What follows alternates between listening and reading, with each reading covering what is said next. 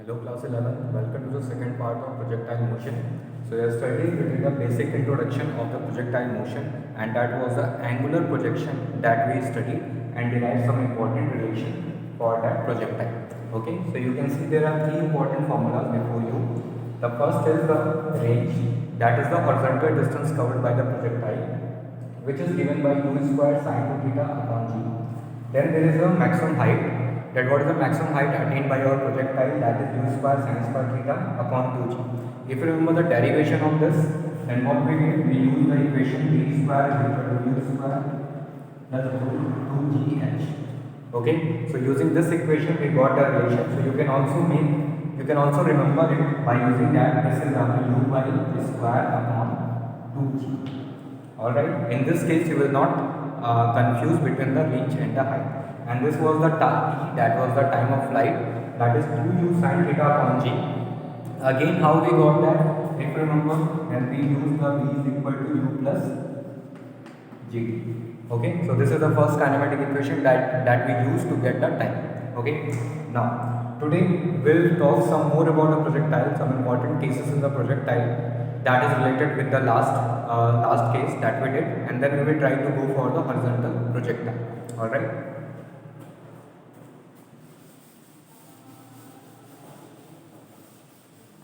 So let us draw first the diagram.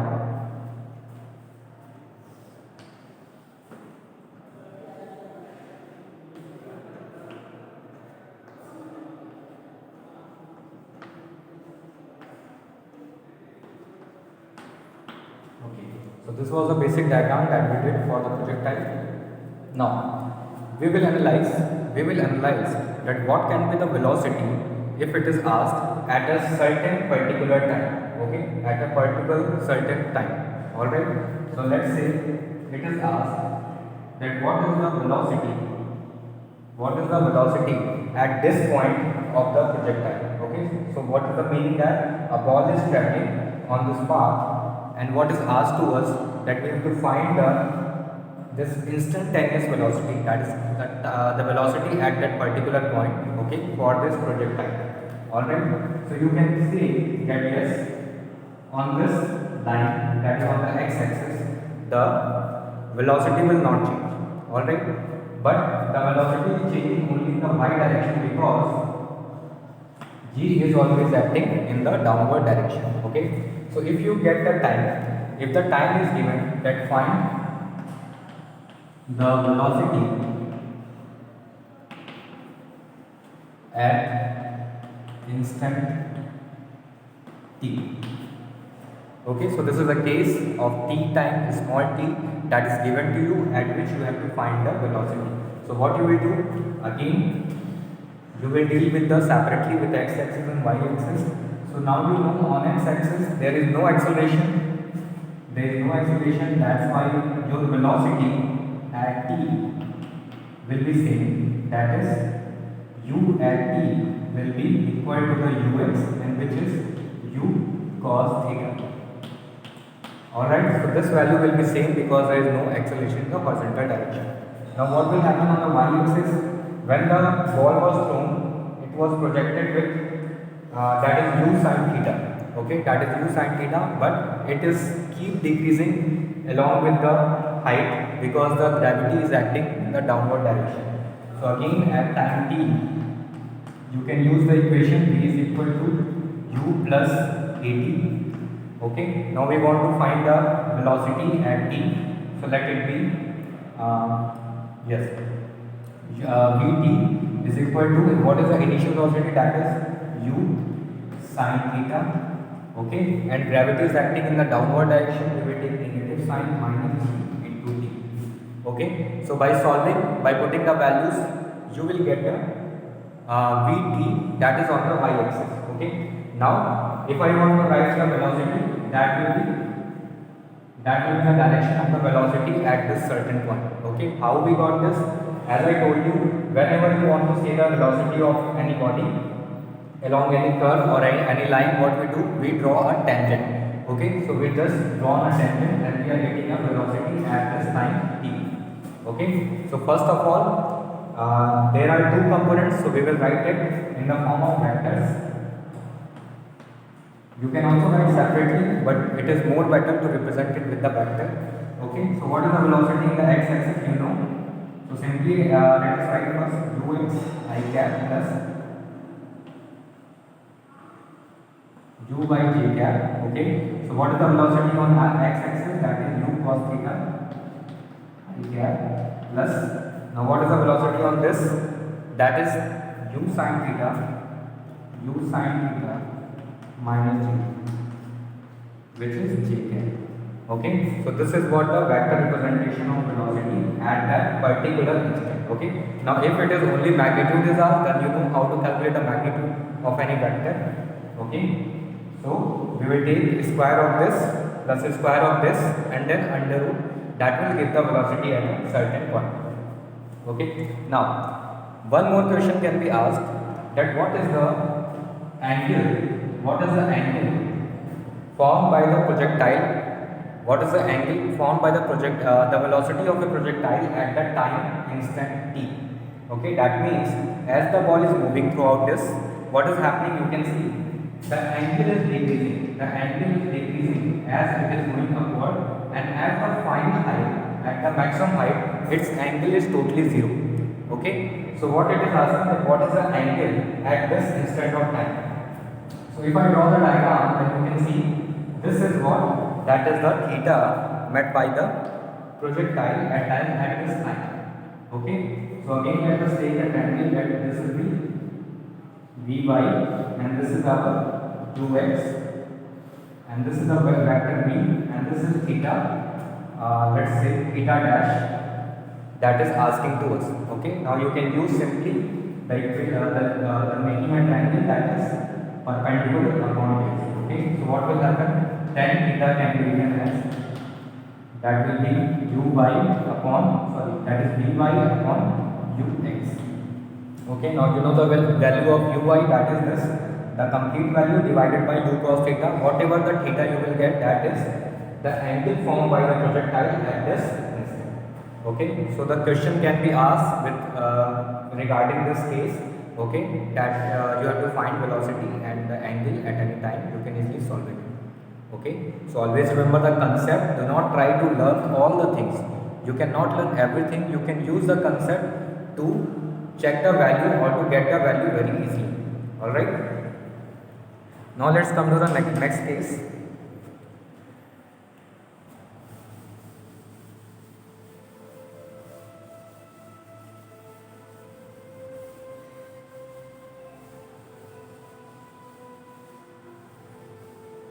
Okay, now the next case comes for finding the maximum range.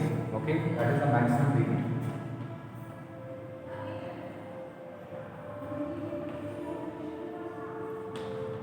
Now there is a certain angle theta with which this body is projected.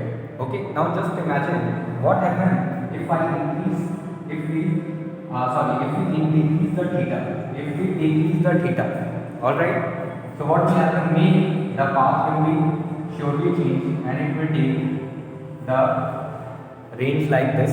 Okay, now again if I increase some more theta, maybe it will fall very much before the real position. Okay, so you can see that there are different ranges that we can found if we are increasing or decreasing the theta.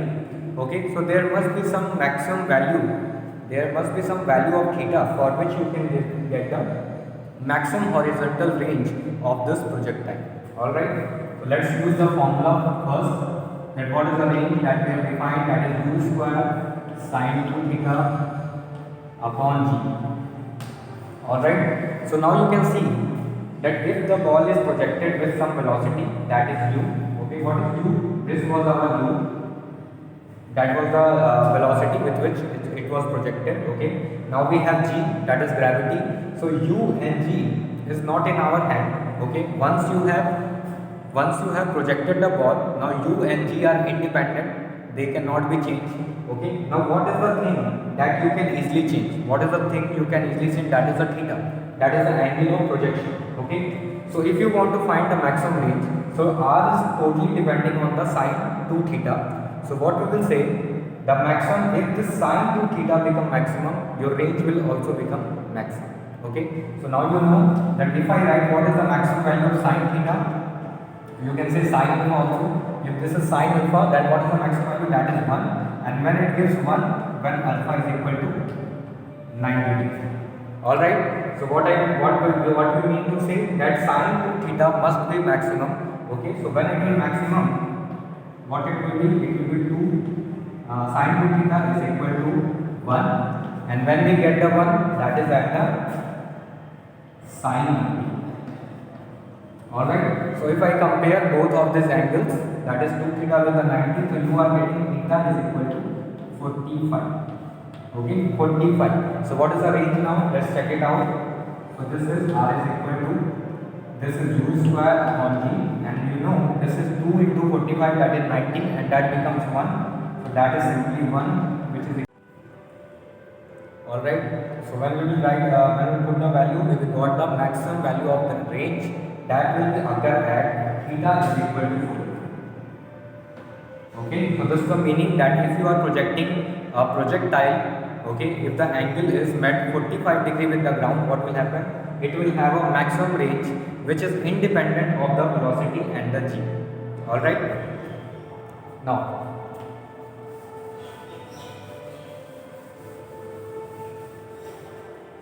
okay, so when I say independent of u and g, so what you have to understand that if u and g is fixed, if u and g is fixed, then it was the theta who is changing the range. Okay, so but if you are changing the velocity and g, then your range will change. So what is this case valid for? When u and g are fixed, okay, and you are trying the different angle of projection, then in that case, if u and g are fixed, then that is the only value of theta, that is 45, for which you will get the maximum range. Alright. Now let's calculate the height at this particular angle. Let's see what is the height that we are getting. So you know that this is u square sine square theta upon 2g. Okay, so if I put the value, that is u square same, 2g is same. Now if I put the 45, so sine 45 is 1 by root 2, and square of this is 1 by 2, so that will be 1 by 2.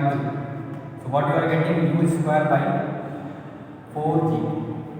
Okay, now if you compare this R equation with the H equation, what we are getting? U square by g can be replaced by the R, u square by g can be replaced by the R, so that's why I can write H is equal to u square by g, and that will be equal to what? Focus. We have to put the R here, so this will be 1 by 4 into R. Alright, so we can write R by H is equal to 4 by 1. Okay, so this is what the conclusion that we got from here, that the ratio of the range and the height is equal to 4:1 at the maximum range. Okay, that is at the 45 degree from the ground. Okay, so I hope this is clear to everyone. This ratio is very important, that at 45 degree your R is to H is related by the 4:1. So this is an important relation for you all.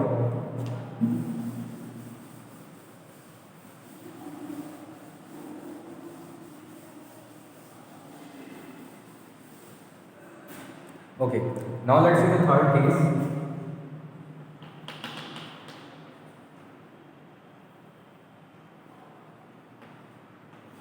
Okay, let's see the third case. In this case, what we will do? We will take two angles of projection. Let's say this is 1, theta 1, and this is theta 2. Okay, such that theta 1 plus theta 2 is equal to 90 degree. So in this case, we will take the theta 1 plus theta 2, the theta 1 and theta 2 as the two angles of projection, such that the theta 1, the sum of both angles are equal to 90 degree. Okay, now let's calculate the range for both of these values. Okay, so R at theta 1 will be given by u square sine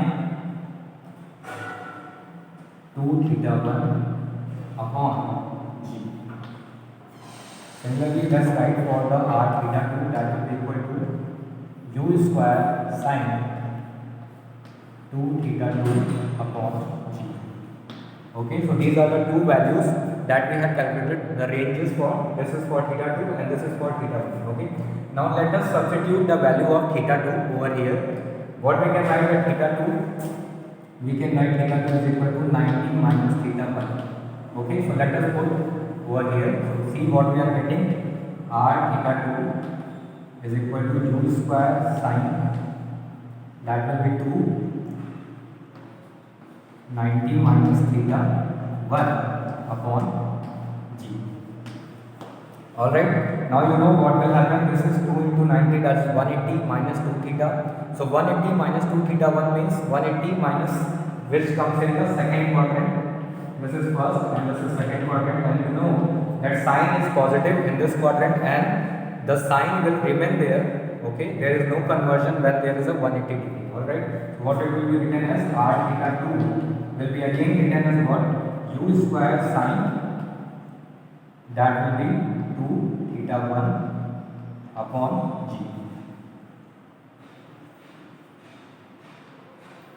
Okay, so what you got? What you got finally, that this value is equal to this value that we are getting. Alright, so what is the conclusion that we got? That if you are projecting a projectile at two different angles whose sum is equal to the 90 degree, okay, that is theta 1 and theta 2, both sum is equal to 90 degree, that in that case what will happen? We will have the same angle of, that is the same projection range. Okay, what you will get? That is the same range for both of the angles. So that is the important conclusion that you are getting. Yeah, but what is about the height? So height will be different.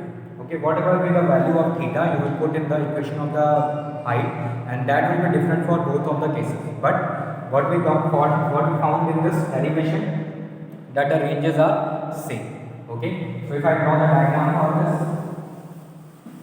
let us see what the diagram we are getting from here.